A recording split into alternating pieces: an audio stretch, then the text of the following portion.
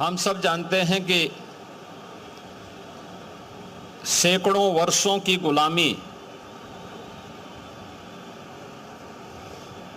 की पीड़ा को समाप्त करके जब ये देश 1947 में स्वतंत्र हो रहा था, जिसके लिए अनगिनत बलिदान हुए, अनेक क्रांतिकारियों को फांसी के फंदे पर लटकाया गया,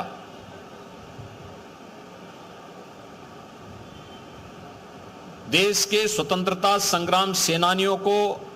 अमानवीय यातनाएं दी गई,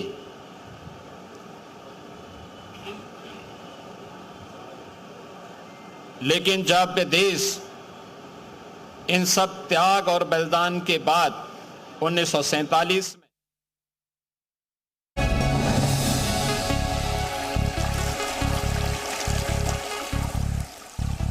अपनी सत्ता लिप्सा और तुष्टीकरण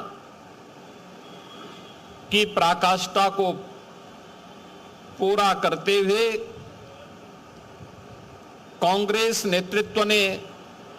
देश का दुर्भाग्यपूर्ण विभाजन भी करवाया था, जो एक सनातन भारत था, पौराणिक भारत था। उस भारत को, उसी की दो भुजाओं को काट करके पाकिस्तान जैसे दानों के रूप में भारत को सदैव पीड़ित करने के लिए, डसने के लिए एक दुश्मन को उसके साथ उसी के हिस्से को काट करके बना दिया गया। यह आश्चर्यजनक है कि 15 अगस्त 1947 के एक दिन पूर्व जब पाकिस्तान का निर्माण हो रहा था, तो पाकिस्तान बनने के पूर्व कांग्रेस की तुष्टीकरण की नीति के कारण जो दंगे भारत में हुए थे, अखंड भारत में हुए थे, वह दुनिया के इतिहास के अत्याचारों की एक पराकाष्ठा को प्रस्तुत करता है।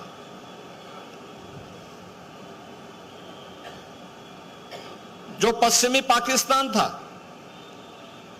उस पाकिस्तान में लाहौर हो या कराची, रावलपिंडी हो या मुल्तान, इन सभी क्षेत्रों को हिंदू विहीन बनाने के लिए, सिख विहीन बनाने के लिए, बौद्ध विहीन बनाने के लिए एक अभियान उस समय की कांग्रेस की तुष्टीकरण की नीति पर चलने वाली उनके नेतृत्व के कारण पैदा हुआ था। अनगिनत, यानी जिनकी संख्या कहते हैं कि 14 अगस्त 1947 और उससे पूर्व जो हिंसा हुई विभाजन के कारण करोड़ों लोग बेघर हो गए, लगभग 15 से 20 लाख लोगों का कत्लेआम हुआ, चाहे वह पूर्वी पाकिस्तान के नाम पर या पश्चिमी पाकिस्तान के नाम पर। और विभाजन की उस त्रासदी के कारण अपना घर बार छोड़ करके दर दर की ठोकरें खाने वाले आए हुए हिंदू, सिख, बौद्ध, जैन, क्रिश्चियन, इन किसी के लिए भी तत्कालीन सरकार ने कोई राहत पैकेज, उनके पुनर्वास, उनकी नागरिकता के लिए कोई पुख्ता व्यवस्था नहीं की, उनके लिए कोई स्मारक नहीं। जिन लोगों ने अपने लोगों को खो दिया, जिन्होंने अपनी विरासत को उस दुर्भाग्यपूर्ण घटना का शिकार बना दिया, उनके लिए न कोई स्मारक, उनके लिए न कोई संग्रहालय, न उनके लिए उनकी स्मृति के लिए, उन्हें स्मरण करने के लिए तत्कालीन सत्ता प्राप्त करने वाली कांग्रेस ने कोई भी व्यवस्था नहीं दी। हम आभारी हैं प्रधानमंत्री मोदी जी के, जिन्होंने विभाजन की भीषण विभीषिका के शिकार हुए उन लाखों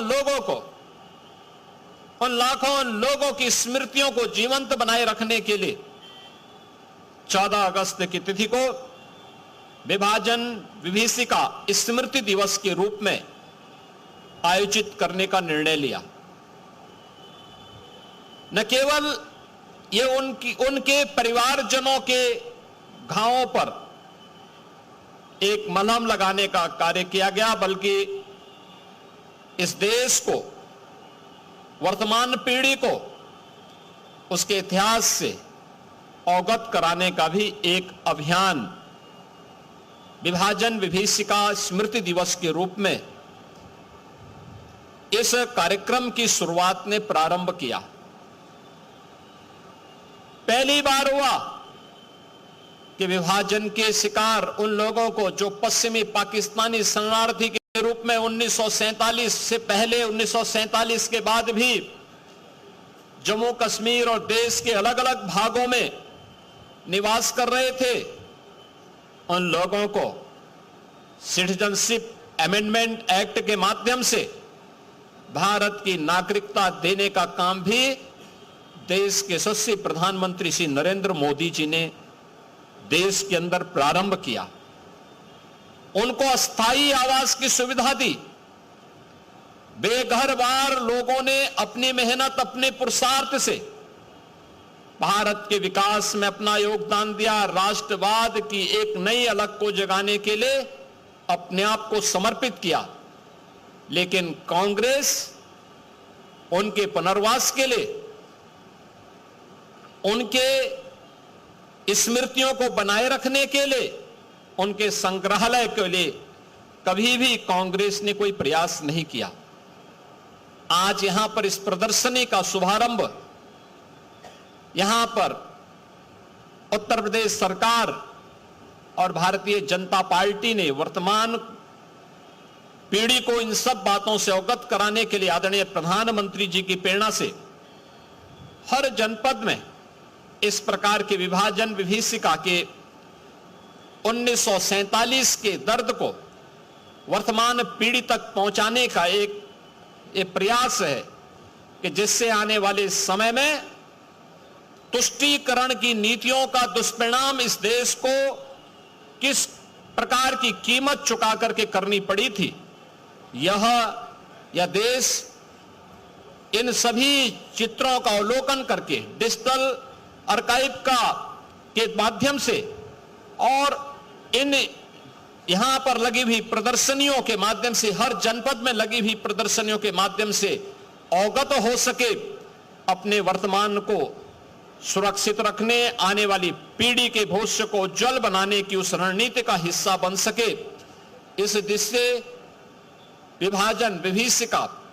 स्मृति दिवस के इस कार्यक्रम के साथ इस प्रदर्शनी का अवलोकन करने, इसका शुभारंभ करने के लिए आज हम सब यहां पर उपस्थित हुए हैं। उन सभी ने, उन परिवारजनों के प्रति जिन्होंने अपने परिवार के सदस्यों को इस भीषण विभीषिका में खोया था, उनकी स्मृतियों को मैं नमन करता हूं। उत्तर प्रदेश सरकार की ओर से उन्हें विनम्र श्रद्धांजलि भी अर्पित करता हूं। और आदरणीय प्रधानमंत्री जी ने सीए के माध्यम से उन परिवारों के पुनर्वास के लिए जो योजना बनाई है, उत्तर प्रदेश सरकार ने भी इस बात को सुनिश्चित किया है कि सीए के अंतर्गत हम उन सभी परिवारों को जो उत्तर प्रदेश के अंदर रह रहे हैं, जिन्होंने विभाजन की त्रासदी या उसके उपरांत पाकिस्तान में, बांग्लादेश में या फिर अफगानिस्तान में उन भीषण यातनाओं को सहने के बाद हिंदुस्तान में शरण ली और सिटीजनशिप अमेंडमेंट एक्ट के अंतर्गत वे पात्रता की श्रेणी में आते हैं, उन सबको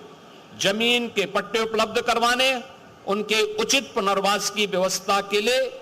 उत्तर प्रदेश सरकार प्रतिबद्ध है। इस विश्वास के साथ विभाजन विभीषिका के शिकार हुए उन लाखों परिवारों के प्रति, उन लाखों बहनों, माताओं और उन नौजवानों के प्रति, उन सभी नागरिकों के प्रति मेरी विनम्र श्रद्धांजलि है। उनके परिवारजनों के प्रति हमारी पूरी संवेदना है और यह सरकार उनके हितों को संरक्षण देने के लिए, उनकी सुरक्षा देने के लिए पूरी प्रतिबद्धता के साथ कार्य करेगी। इस विश्वास के साथ मैं आप सभी को, पूरे प्रदेश वासियों को देश की स्वाधीनता दिवस की हृदय से बधाई देता हूं, शुभकामनाएं देता हूं। धन्यवाद। तो सीएम योगी आदित्यनाथ को आप सुन रहे थे। विभाजन विभीषिका दिवस पर सीएम योगी आदित्यनाथ संबोधन कर रहे थे और तमाम बातें उनकी तरफ से कही गई हैं।